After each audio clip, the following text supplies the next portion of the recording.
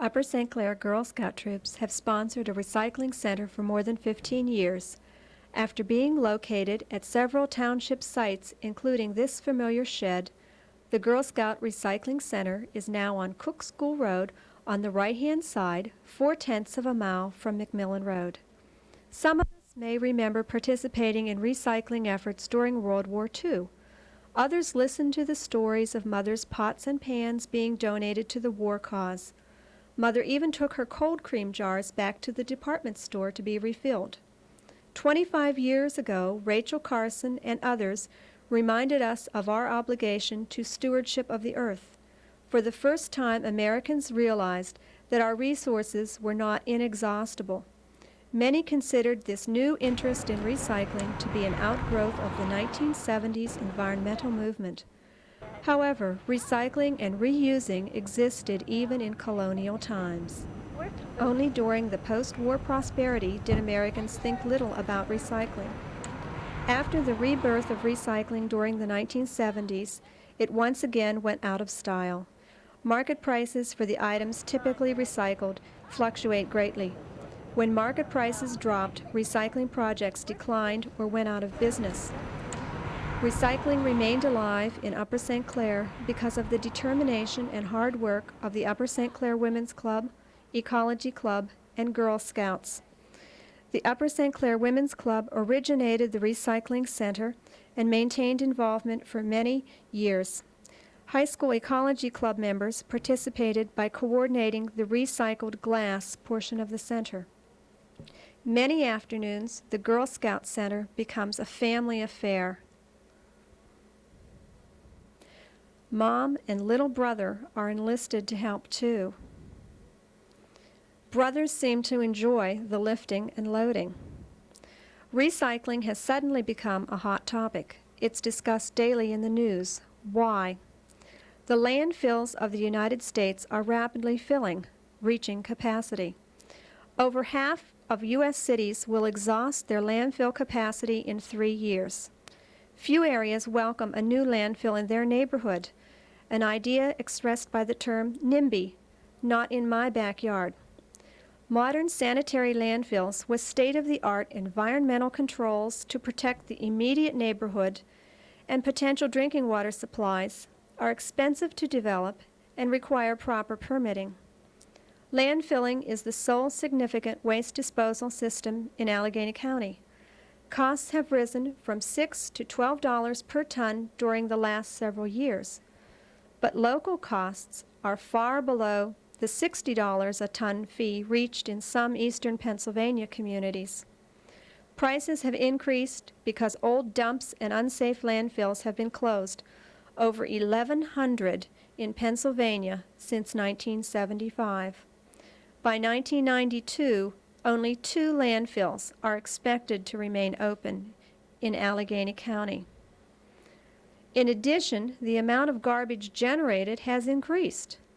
For example, plastic use rose 40% between 1980 and 1985.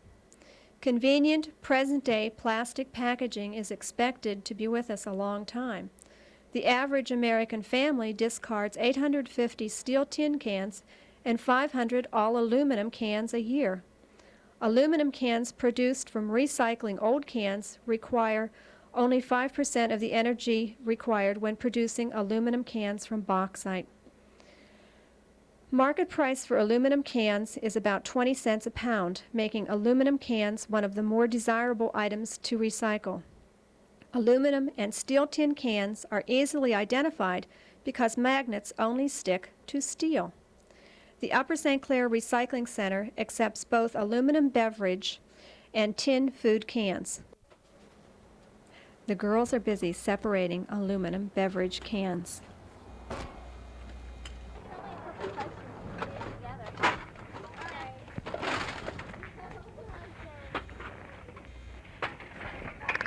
What can be done about the garbage situation? As individuals, we have many options.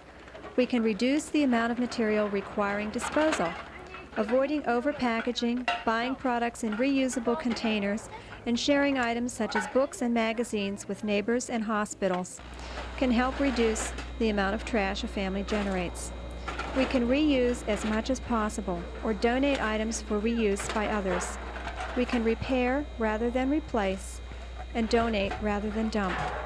Goodwill, veterans groups, and others need most used but serviceable household items.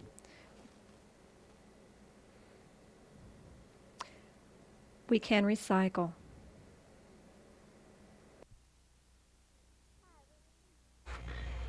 Hi, where are you from?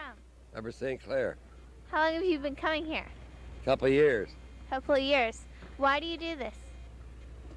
Because I found out that you have this center for disposal of papers. You make some money out of it for the Girl Scouts. Yeah, do you think this is a good idea? Yeah, I think it's a very good idea. Where I lived before that, this too. Oh, well that's great. Thanks a lot. Right.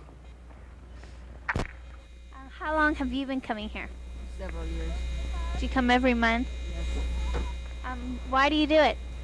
Well, I think it's for a good cause, and it's a good way of getting rid of the papers, and rather than destroying them, if it can be recycled, I think that's a good idea. Oh, thanks for coming. Hi, where are you from? The Montclair section. Oh, really? Upper St. Clair, off Pleasant Road. How long have you been coming here? Well, I've been coming here since this opened, and before that, I went over to the Women's Club on Edgewood. And then there also was a place at the end of Lesnett Road, Lesnett and Bank Street. So all of the different recycling centers, whenever they were staffed by high school groups or girls groups or adult groups, I've gone to them. Oh, that's great. Why do you do this? Well, because when I see all the newspapers we would put out for the trash and it could be turned into something else, I'd rather have it recycled that way. Well, thanks a lot. That's great. Come back again. Bye. Several Girl Scout projects that have been made possible by the Recycling Center are participation in the Mariner program at Mystic, Connecticut, the Annapolis Sailing School, and various troop trips and encampments. What benefits can be gained by recycling? The print run of the Sunday New York Times costs 75,000 trees. Where does the newspaper recycled in Upper St. Clair go? The process of making cellulose insulation all begins here. This is our feeding and sorting area. Paper that is recycled is brought in here, and employees sort it and put it on the table, and it runs through the first mill of the system. We take out all string and any other foreign objects. As you can see, the paper goes up the conveyor and into the first mill. Large blades chop the paper, and air pressure forces it through the first screen in the whole system. Air pressure then carries it to another mill, which is the second stage. There, the fire retardant chemicals are added, and then the paper goes through another screen, which is a final grind. This is our panel board, which controls the whole process. It controls the flow of paper into the first mill.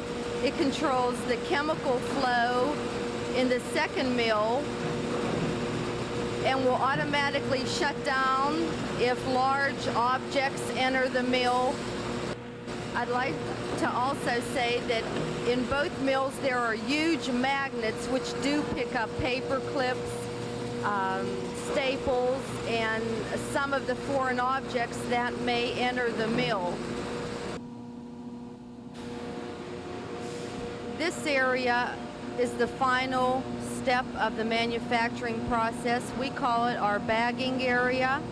What's the material? The shredded paper runs through the second mill, and the fire retardant chemicals are added. It enters our bagging machine, which you see now. Air pressure forces out 30 pounds per bag. One of our employees then lifts the bag, weighs it, runs it through the sewing machine. It is then run through a bag flattener, and right now it is being stored at the plant on pallets.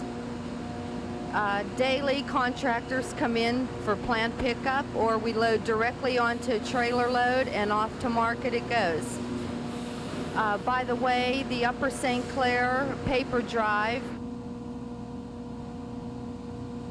generate on an average of 7 ton per month of paper, and Penpro Cellulose Manufacturing is able to make 2,800 bags of cellulose insulation with their recycling efforts.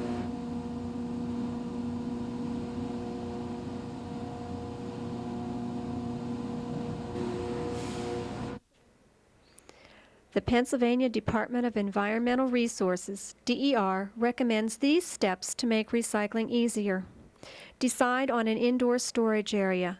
Get some supplies together, such as paper grocery bags to store newspapers, a magnet for testing metals, and a foot for flattening cans.